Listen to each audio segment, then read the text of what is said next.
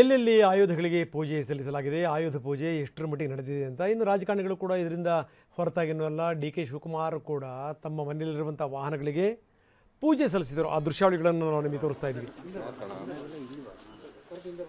ಡಿ.ಸಿ.ಎಂ ಡಿ.ಕೆ. ಶಿವಕುಮಾರ್ ಅವರ ನಿವಾಸದಲ್ಲಿ ಆಯುಧ ಪೂಜೆ ಹೇಗಾಯಿತು ಅಂತ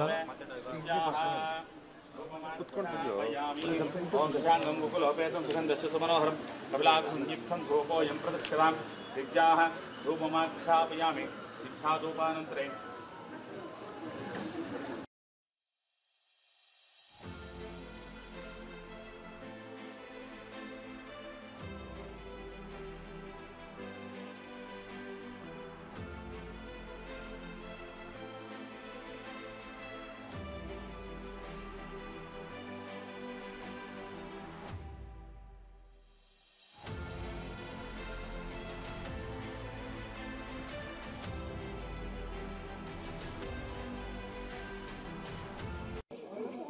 ನಾವೆಲ್ಲ ಕರ್ನಾಟಕ ರಾಜ್ಯದ ಜನತೆಗೆ ಈ ದೇಶದಲ್ಲಿರುವಂಥ ಎಲ್ಲರೂ ಕೂಡ ಭಗವಂತ ಒಳ್ಳೇದು ಮಾಡಲಿ.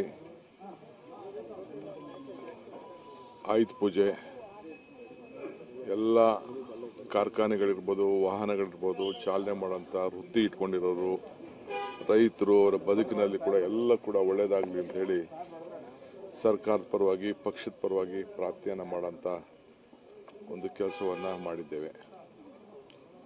ಸೊ ತಾಯಿ ಚಾಮುಂಡೇಶ್ವರಿ ಎಲ್ಲರಿಗೂ ಕೂಡ ಇಲ್ಲಿ ಕಾವೇರಿ ಆರತಿ ಕೂಡ ಭಾಳ ಸುಗಮವಾಗಿ ನಮ್ಮ ಎಲ್ಲ ಭಾಳ ಯಶಸ್ವಿಯಾಗಿ ನಡೆದಿದೆ. ಅದನ್ನು ಮುಂದುವರಿಸುವಂಥ ಶಕ್ತಿ ಸಿಕ್ಕಲಿ.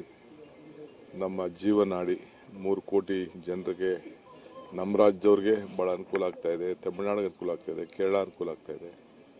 ಎಲ್ಲರೂ ಕೂಡ ತಾಯಿ ಇದೇ ರೀತಿ ತುಂಬಿ ಹರಿಲಿ ಅಂಥೇಳಿ